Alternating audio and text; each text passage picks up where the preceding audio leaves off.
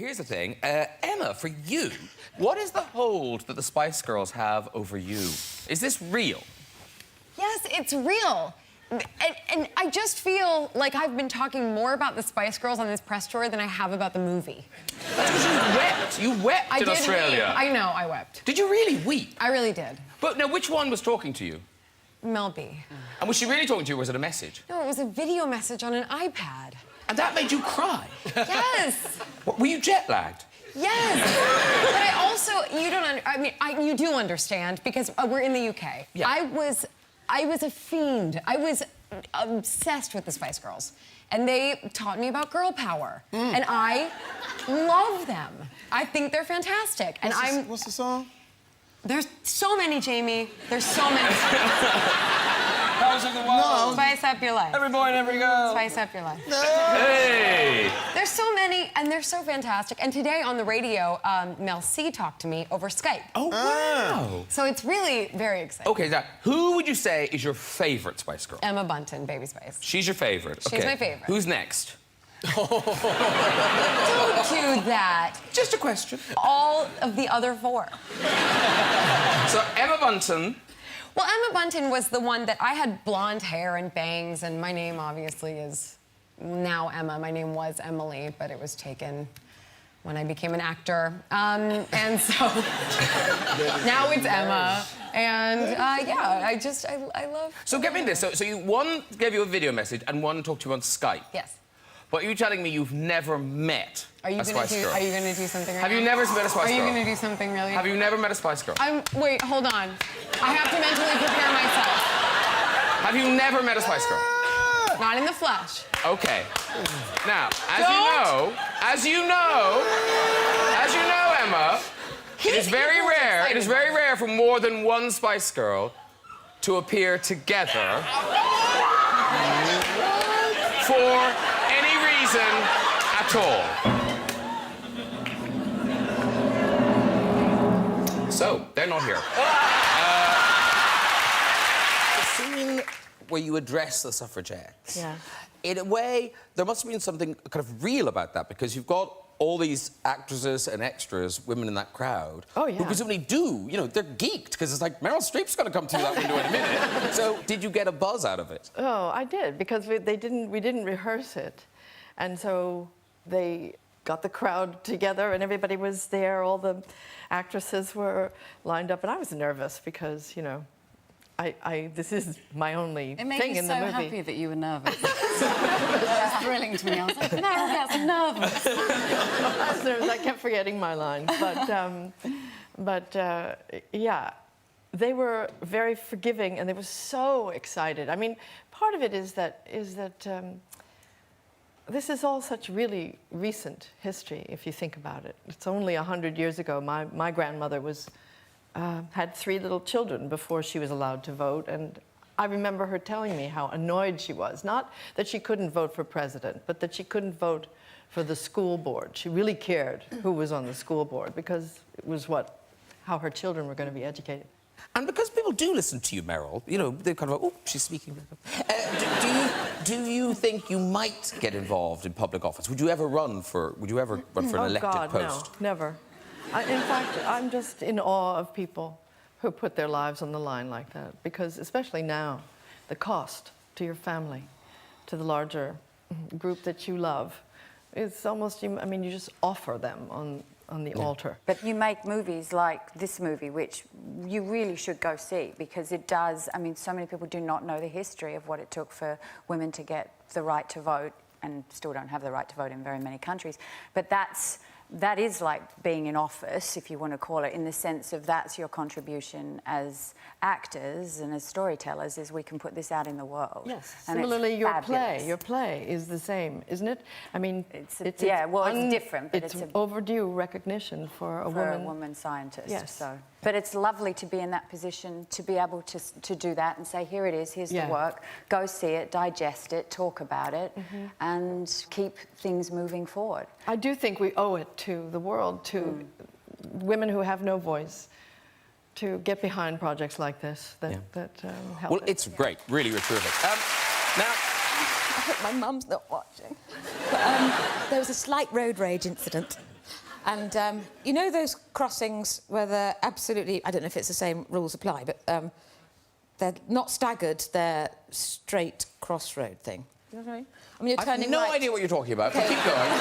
So you turn right, you have to turn in front of each other, not behind each other on a staggered crossing. Do you know what I mean? No. Does anyone know what I mean? You see what I mean? So No, you're don't. basically here. OK, and you've got to go behind each... No, you've got to go in but front I of had each to go in front because it was You had to go in front of equal each other. thing, yes. OK. So this woman was coming towards me and wanting to go right, her right, and I was going right. So I turned to go in front of her, and she went... And as if I had tried to drive into her. And I thought, OK, well, there's no one else coming, so I'll just...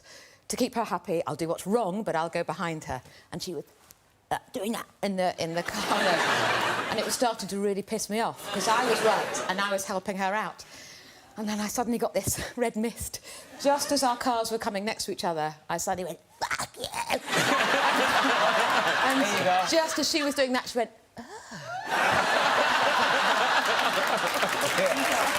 You invite a load of people to your house, fans to your house. I heard that on the radio yesterday or the day before, but I didn't know whether it was fiction or not. No, that's true. That's true? But how do you select them? How do you get people to come around your gaff?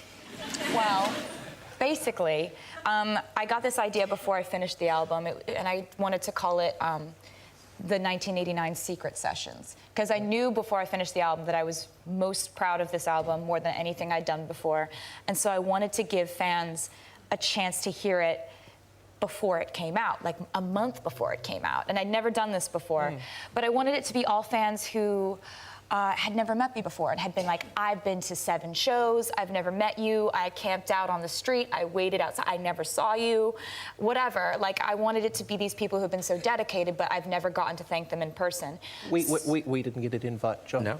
Maybe next time. But Next time. Go. But I just think, Yeah. Taylor, you know, not to sound like worst-case scenario Andrea, but it sounds like a terrible idea. The worst idea. Was it all right? Well, so the way that... Yeah, never doing it again. the way The that, word you're looking for is no. actually, No, you had fun. You liked it. I found them on the internet for the Tinder. which is a... I don't know what you're talking about, Ken. I would go online, I would look at their Instagram pages or their Tumblr or their Twitter or whatever, and just kind of watch them for months and months. And then go back and just sort of cyber stalk them.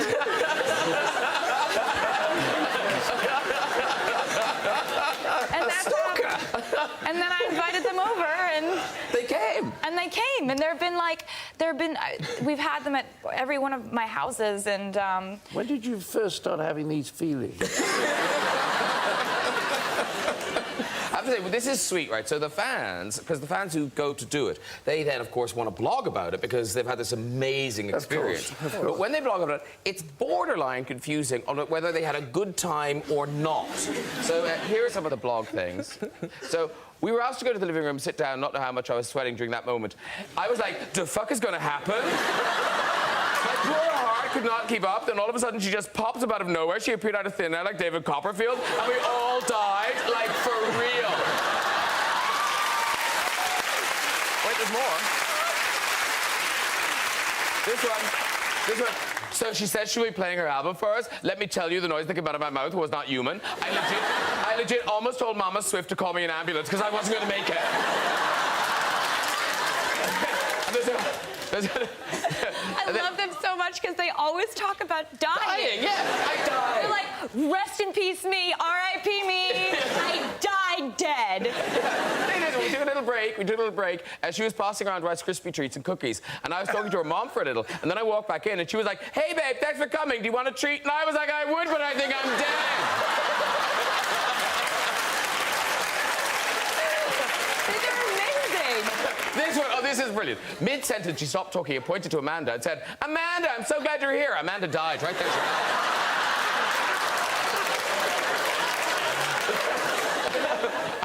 And finally, guys, just wait for the one she did with Imogen Heap, because damn, that one slayed everyone to heaven and back. While listening to the song, I literally had to plan my funeral arrangements because I wasn't going to make it.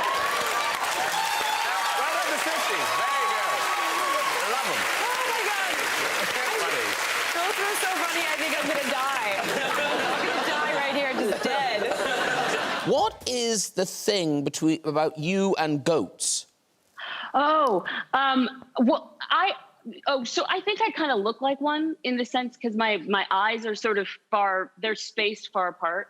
And so there was this photograph that was taken of me, and I found a photograph that I looked similar to that goat. And so in a hair and makeup trailer I was making in London, this film Annihilation, and we had it in the hair and makeup trailer. And I think at some point I said something about it in an interview, and someone started this Twitter account called Tessa as Goats. So every day they post a photograph of me and a photograph of a goat that looks like me. Tessa's not making this up. You'll like this, Claudia. So some of them are very simple. This is you in a stripy dress, and all they have to do is find a stripy goat. Not hard to do. There you go. Now, the next one, this is you in a straw hat. Surely we'll find a goat in a straw hat. Yes, they did. There you go. Beautiful. Now, this is harder. This is you with firemen. Now, that, you know, you don't immediately think, well, there's bound to be a picture of a goat with firemen, but there is. Yeah. Those firemen look happier than the other firemen. I don't blame them. Now, this is very difficult. This is you as Valkyrie on a horse. Will there be a picture of a goat on a horse? Yes, there is. Now, I feel like that goat was on that horse for a nanosecond. They just got it in time. Yeah, mid-hop. and finally, this is Tessa on a motorbike in Men in Black International. Will there be a picture of a goat as a pillion passenger on a motorbike? Yep. Why, yes, there will. The real Met Gala, apart from Helen, you've all been, but Rihanna, she owns. She does. owns She's the queen. the Met Gala. Yeah. Now, so what? You were the host this year. You were one of the hosts this year. Yes, I hosted it. And the theme was Heavenly Bodies. Here you are in your lovely. Woo! Blink. Oh, that's a heavenly body. Now, what is the story? Because the bishop said that he lent you that. Was that a joke? Stole the hat. Yeah. You stole the hat. She's a thief. Stole it. Yeah. And now, the thing, I don't know, when you see these pictures of all these people in these amazing dresses, I always kind of think, how did you get there? Because that's not a car outfit. That's like she had the Popemobile. Just drove up waving. Driving down Madison with the wine glass. Yeah, where's your glass? Don't ask. But how do you get there? Well, this one was a piece of cake compared to the yellow situation. Oh, the I forgot the yellow one. This is you in 2015 in the yellow. You're not getting out of a car in that, are you? No. I did. No. But I had to choreograph. I got a stretch limo, girls. I know. Okay. I put the garment. Omelet. The omelet. The omelet. I put it in the car first, and then you dropped, and rolled like into the rest of the car. Then I had to put it on in the car, but. So you were naked when you got in the car? No, stop. Okay. I would have helped. The train actually had to come out first, so that I wasn't like. How many people? Dragging it out. Yeah, did somebody help? You must have had some handmaidens. Okay. And it was all choreographed. And were they in the car with you, those 6 people? Yes. Under the omelet. I can't lift that thing by myself. And certainly How did you get up the the car stairs? upstairs. 6 people. Where does Six people help. They did carry it. So what happens to it now? Yeah, where is it now? You were at every breakfast, didn't you? Well, with all these, I either keep them in archive or I have to send it back. So now, you would think that people would just see this beautiful garment on the World Wide Web and you just admire it, kind of, doesn't Rihanna look lovely? But of course they can't. They do compare it, as you said, to this, to omelette. That's a new one. They also turned it into a pizza.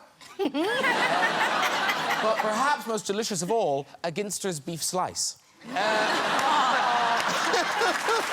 That was delicious. That is good.